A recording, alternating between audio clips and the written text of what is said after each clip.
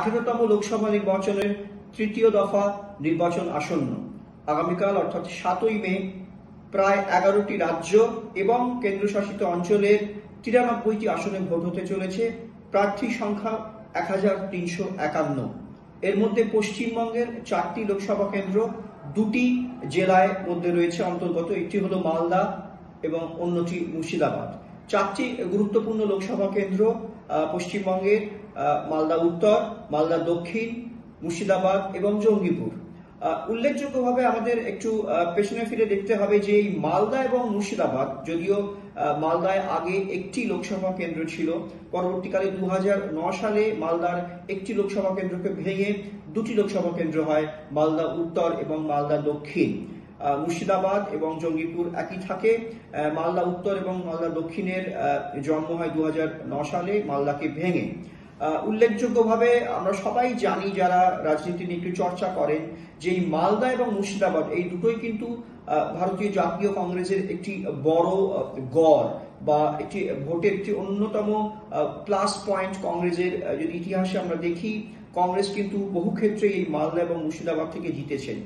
এবং আরেকটি ঘটনা উল্লেখ করতে হবে, এই দুটি জেলায় মালদা এবং মুর্শিদাবাদ দুটি জেলায় কিন্তু সংখ্যালঘু সম্প্রদায়েরাই কিন্তু সংখ্যাগুরু এবং তারাই সংখ্যায় আধিক্য। এবং আমরা ভোটের যদি নির্বাচন বিশ্লেষণ করি বা ইতিহাসকে দেখি, আমরা দেখতে পাবো যে আমাদের যারা সংখ্যালঘু ভাই বোন রয়েছেন, মুসলমান ভাই বোনরাও রয়েছেন, তারা কিন্তু বহু ক্ষেত্রেই কংগ্রেসকে ভোট দেন এবং মালদা এবং মুর্শিদাবাদ থেকে কিন্তু চিরকালই কংগ্রেস জিতে এসছে।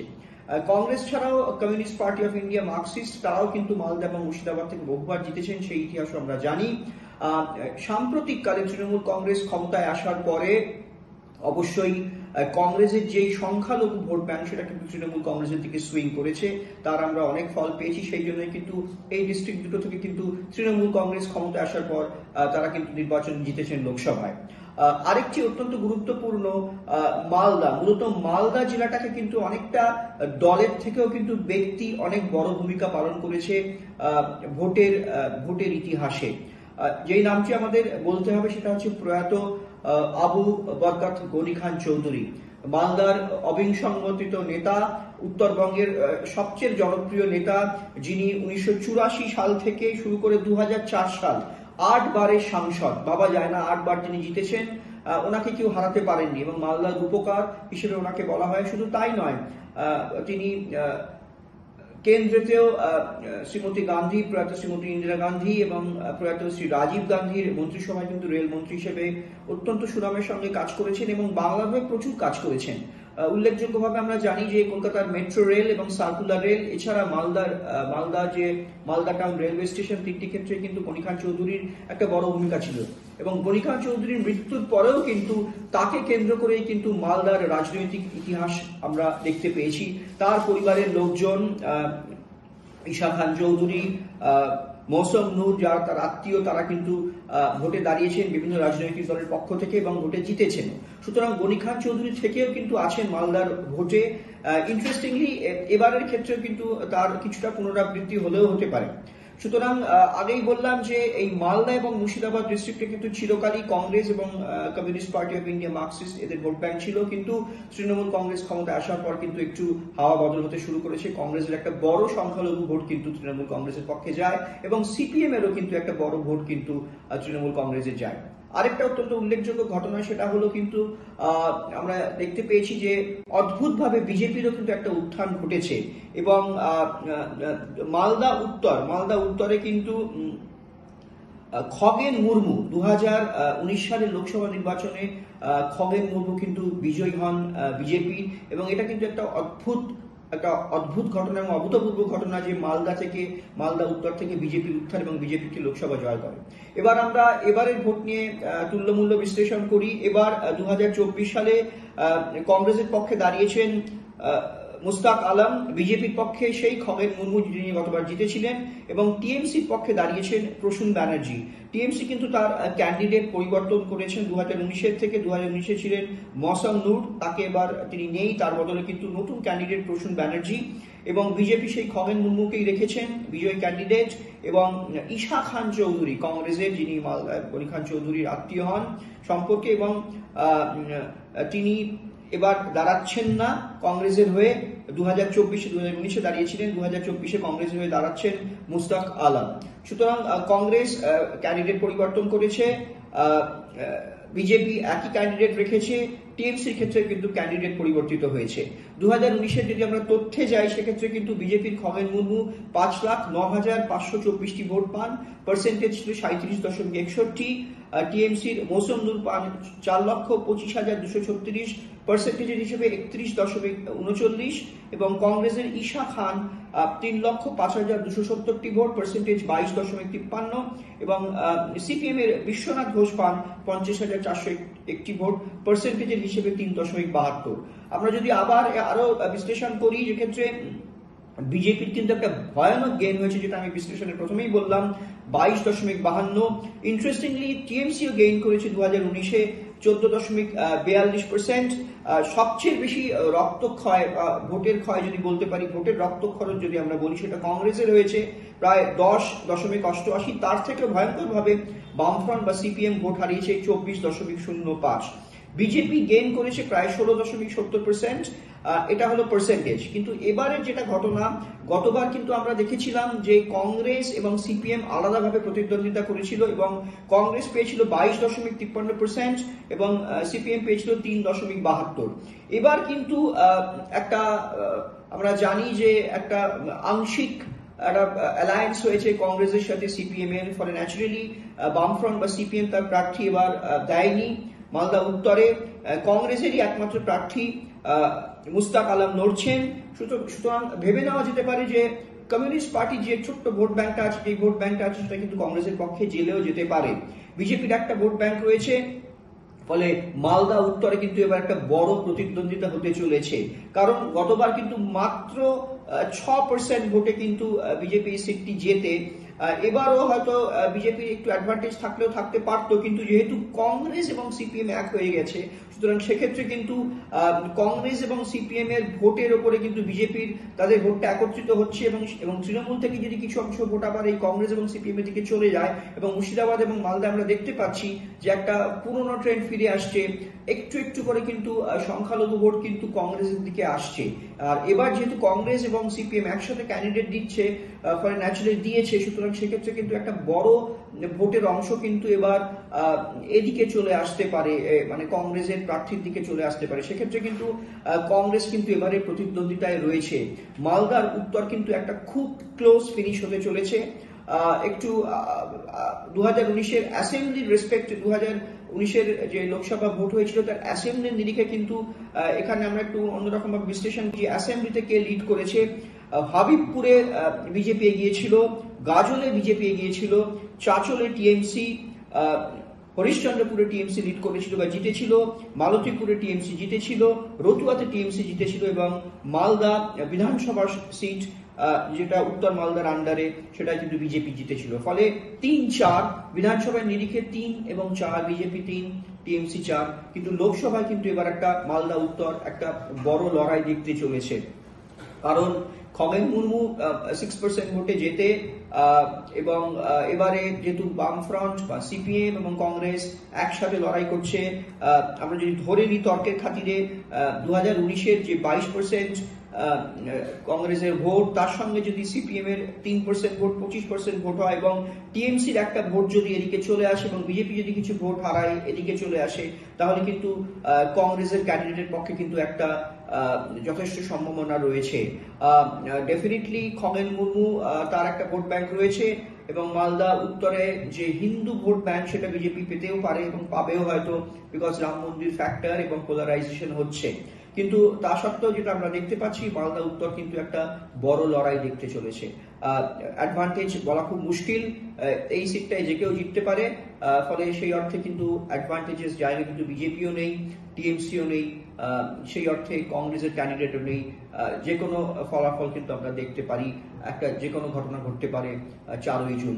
মালদা উত্তর কিন্তু জমজমাট, অত্যন্ত কঠিন লড়াই হতে চলেছে। এবার আসি মালদা দক্ষিণ। মালদা দক্ষিণের ক্ষেত্রে ব্যাপারটা একটু অন্যরকম। সেটা হলো মালদা দক্ষিণে গতবার পার্সেন্টেজে ভোট পড়েছিল 81.24%, যেটা মোটামুটি একটা ভালোই পার্সেন্টেজ হয়েছিল। 2024-এ এবার দাঁড়িয়েছেন ঈশা খান চৌধুরী, যেটা ঈশা খান চৌধুরী মালদা উত্তর থেকে দাঁড়িয়েছিলেন, তাকে এবার কনস্টিটুয়েন্সি পরিবর্তন করিয়ে কংগ্রেস দাঁড় করাচ্ছেন। মালদা দক্ষিণ থেকে তিনি গনি খান চৌধুরীরই আত্মীয় হন। বিজেপি দাঁড় করাচ্ছেন শ্রীরূপা মিত্র চৌধুরীকে এবং টিএমসির পক্ষে দাঁড়াচ্ছেন শেহনাজ আলী 2024-এ। 2019-এর ক্ষেত্রে আমরা যদি একটু পেছনে ফিরে যাই, সেক্ষেত্রে আবু হাসেম খান চৌধুরী তিনি কংগ্রেসের 4,44,270টি ভোট পান। বিজেপির শ্রীরূপা মিত্র চৌধুরী 4,36,048টি ভোট পান এবং টিএমসির মোহাম্মদ মজরেম হুসেন পান 3,51,353টি ভোট। অত্যন্ত তুল্যমূল্য লড়াই হয় 2019 সালে মালদা দক্ষিণ কেন্দ্রে। পার্সেন্টেজ অফ ভোটের নিরিখে কংগ্রেসের প্রার্থী 34.73%, বিজেপির প্রার্থী 34.09 এবং টিএমসির প্রার্থী 27.47। তার মানে আমাদের বুঝতে হবে মাত্র ফ্র্যাকশন পার্সেন্টেজে কিন্তু এই সিটটাতে বিজেপি হারে আবু হাসেম খান চৌধুরীর থেকে। কংগ্রেস সিটটি জেতে, কিন্তু সেই মার্জিন ছিল মাত্র 8,000 ভোট। লোকসভা নির্বাচনে 8,000টা কোনো মার্জিনই নয়, ইভেন লেস দ্যান 1%। সুতরাং মালদা দক্ষিণে কিন্তু আবার একটা ভয়ঙ্কর লড়াই হতে চলেছে। সেই ক্ষেত্রে কিন্তু এবার বলা খুব মুশকিল। তবে হ্যাঁ, এবার যদি ইন্টারেস্টিংলি টিএমসি ভোট যদি টিএমসি অটুট রাখতে পারে, তাহলেও কিন্তু টিএমসি 3 নম্বর জায়গাতেই রয়েছে, অনেকটাই ডিফারেন্স।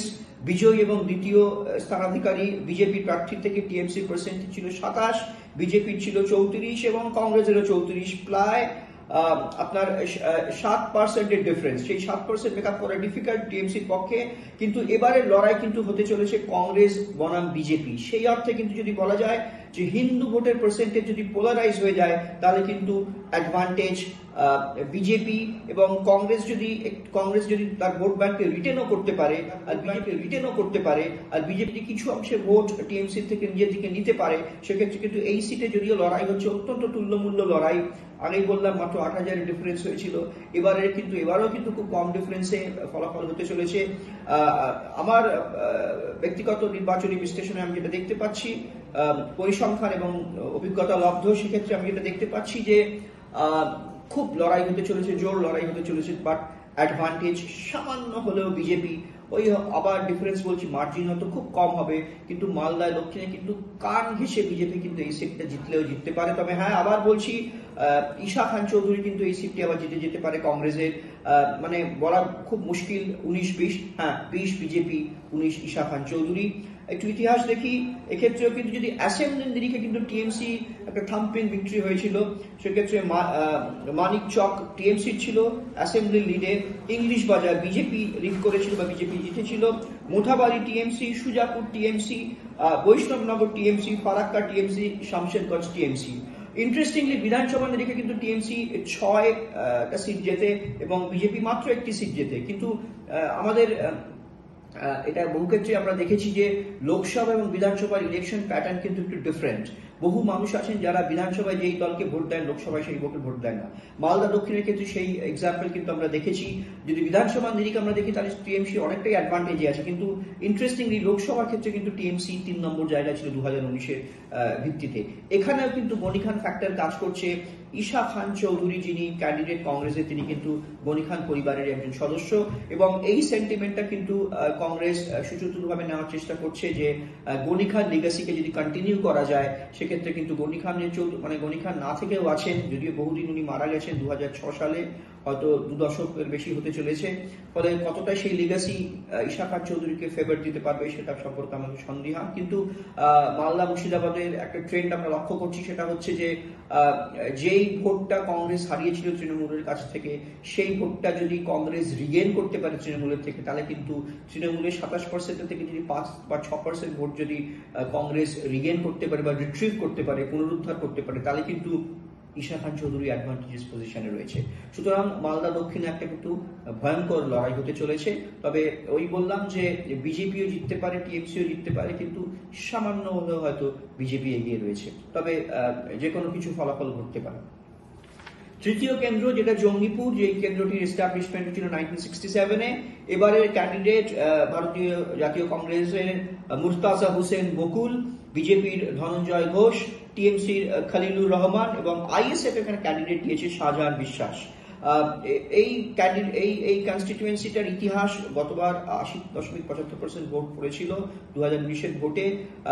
এই 1967 সাল থেকে 2019 সাল পর্যন্ত এখানে কিন্তু কংগ্রেস এবং সিপিএমই ডমিনেট করেছে। 4 বার কংগ্রেস ক্যান্ডিডেট জেতেন লোকসভাতে, যার মধ্যে আমাদের প্রাক্তন রাষ্ট্রপতি মাননীয় প্রণব মুখোপাধ্যায় ছিলেন, যিনি 2004 সালে জঙ্গিপুর কেন্দ্র থেকে জেতেন, আর সিপিএম 7 বার জেতেন।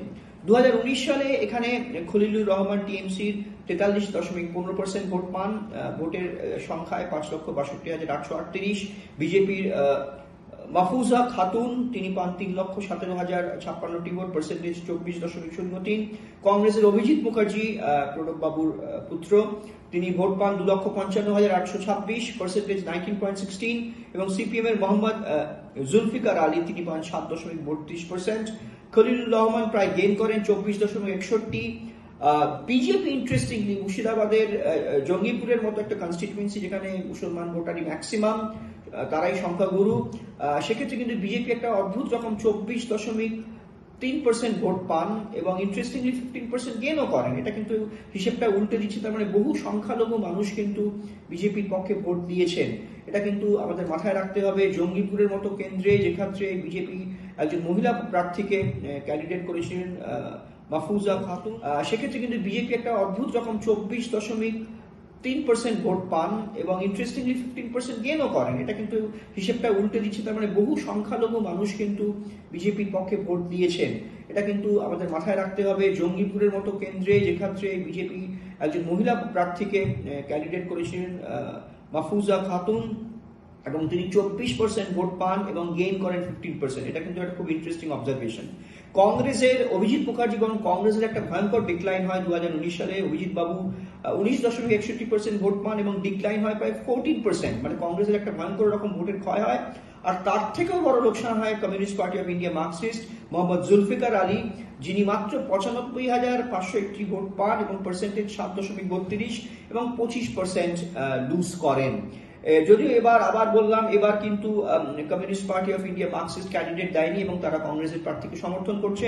ফলে ধরে নেওয়া যেতে পারে যে কংগ্রেসের ভোট এবং বামফ্রন্টের ভোট একত্রিত হবে, বাট সেটা একত্রিত হলেও 19-26 আমি ধরে নিলাম তর্কের খাতিরে যদি আরো 4% তৃণমূল তার ভোট হারায়, তা সত্ত্বেও কিন্তু খলিলুর রহমান অনেকটাই এগিয়ে রয়েছে এবং নিঃসন্দেহে বলে দেওয়া যেতে পারে জঙ্গিপুর কেন্দ্রে কিন্তু তৃণমূল কংগ্রেস জিততে চলেছে। হয়তো মার্জিনের সামান্য তারতম্য হতে পারে, মার্জিন একটু কমতে পারে, কিন্তু খলিলুর রহমান এই সিটটি কিন্তু রিটেইন করবেন এবং তৃণমূল কংগ্রেস জিততে চলেছে। যদি আমরা বিধানসভার নিরিখে দেখি, সেক্ষেত্রেও চারদিকে তৃণমূল কংগ্রেস। জঙ্গিপুরের আন্ডারে 6টি বিধানসভা কেন্দ্র, 7টি নয়, সুতি, জঙ্গিপুর, রঘুনাথগঞ্জ, সাগরদিঘি, লালগোলা এবং নবগ্রাম, 6টি কেন্দ্রে কিন্তু তৃণমূল কংগ্রেস জিতেছে। শেষ কেন্দ্র মুর্শিদাবাদ, বহু পুরনো কেন্দ্র, 1951 থেকে এস্টাবলিশ হয়েছিল। গতবারের টার্ন আউট 84.29%। এবারের ক্যান্ডিডেট সিপিএম এর দাপুটে নেতা, বরিষ্ঠ নেতা মোহাম্মদ সেলিম, টিএমসির আবু তাহের খান এবং বিজেপি গৌরীশঙ্কর ঘোষ। 2019-এর নিরিখে যদি বলি, টিএমসির আবু তাহের খান 6,04,346টি ভোট পান, পার্সেন্টেজ 41.57, গেইন করেছিলেন 19% ভোট। ইন্ডিয়ান ন্যাশনাল কংগ্রেসের আবু হেনা 3,77,929টি ভোট, 26%, লুজ করেছিলেন 5.72%। বিজেপির হুমায়ুন কবির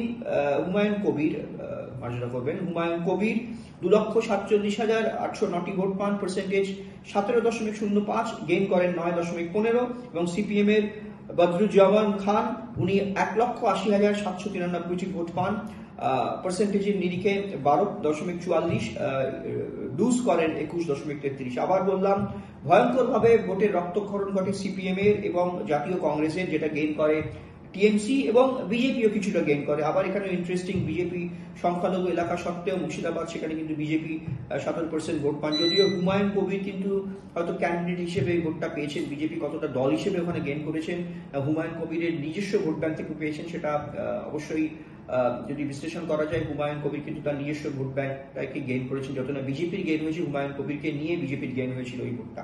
সুতরাং এবারও কিন্তু একটা লড়াই হতে চলেছে, কিন্তু মোহাম্মদ সেলিম একজন অত্যন্ত দাপুটে নেতা, মোহাম্মদ সেলিম একজন অত্যন্ত দাপুটে নেতা এবং কংগ্রেস সমর্থন করছেন কমিউনিস্ট পার্টিকে, ফলে কংগ্রেসের ভোট যেটা পার্সেন্টেজ গতবার 17% ছিল, 26% ছিল এবং সিপিএম এ যে 12% ছিল, সেই 26 এবং 12 যদি একত্রিত হয় তাহলে 26 আর 38% ভোট কিন্তু পরিসংখ্যানের হিসেবে 2019-এর নিরিখে কিন্তু সেটা কিন্তু এই মোহাম্মদ সেলিম পেতে পারেন।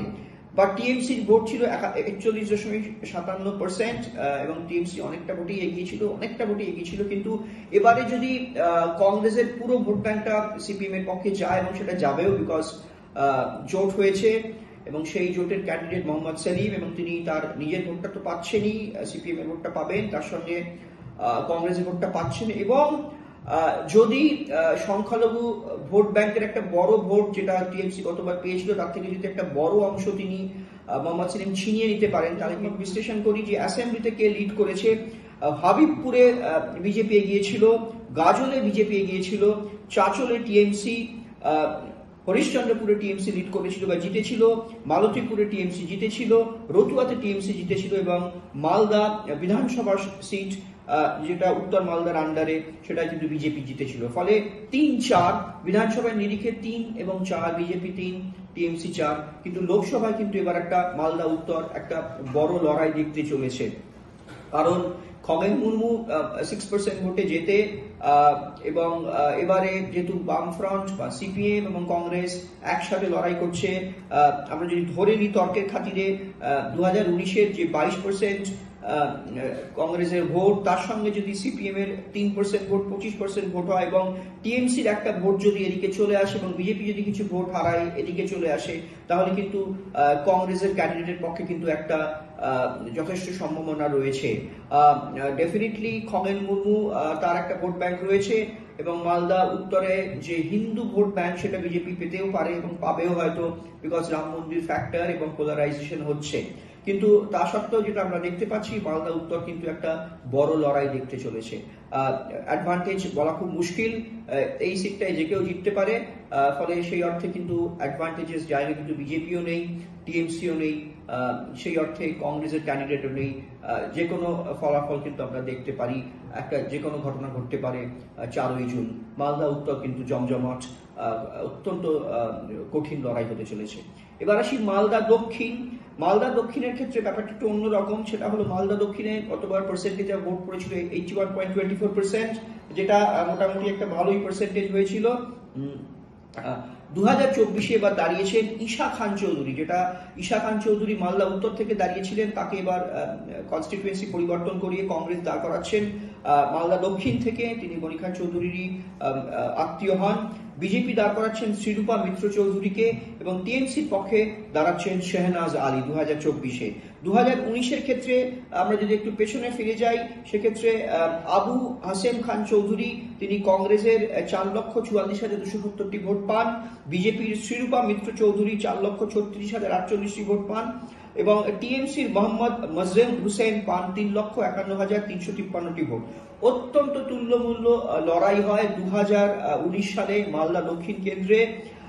পার্সেন্টেজ অফ ভোটের নিরিখে কংগ্রেসের প্রার্থী 34.73%, বিজেপির প্রার্থী 34.09 এবং টিএমসির প্রার্থী 27.47। তার মানে আমাদের বুঝতে হবে মাত্র ফ্র্যাকশন পার্সেন্টেজে কিন্তু এই সিটটাতে বিজেপি হারে আবু হাসেম খান চৌধুরীর থেকে, কংগ্রেস সিটটি জেতে, কিন্তু সেই মার্জিন ছিল মাত্র 8,000 ভোট। লোকসভা নির্বাচনে 8,000টা কোনো মার্জিনই নয়, ইভেন লেস দ্যান 1%। সুতরাং মালদা দক্ষিণে কিন্তু আবার একটা ভয়ঙ্কর লড়াই হতে চলেছে। সেই ক্ষেত্রে কিন্তু এবার বলা খুব মুশকিল। তবে হ্যাঁ, এবার যদি ইন্টারেস্টিংলি টিএমসি ভোট যদি টিএমসি অটুট রাখতে পারে, তাহলেও কিন্তু টিএমসি 3 নম্বর জায়গাতেই রয়েছে, অনেকটাই ডিফারেন্স। বিজয় এবং দ্বিতীয় স্থানাধিকারী বিজেপি প্রার্থীর থেকে টিএমসি পার্সেন্টেজ ছিল 27, বিজেপির ছিল 34 এবং কংগ্রেসেরও 34। প্রায় আপনার 7% ডিফারেন্স, সেই 7% মেকআপ করা ডিফিকাল্ট টিএমসির পক্ষে। কিন্তু এবারের লড়াই কিন্তু হতে চলেছে কংগ্রেস বনাম বিজেপি। সেই অর্থে কিন্তু যদি বলা যায় যে হিন্দু ভোটের পার্সেন্টেজ যদি পোলারাইজ হয়ে যায় তাহলে কিন্তু অ্যাডভান্টেজ বিজেপি, এবং কংগ্রেস যদি তার ভোট ব্যাংককে রিটেনও করতে পারে আর বিজেপি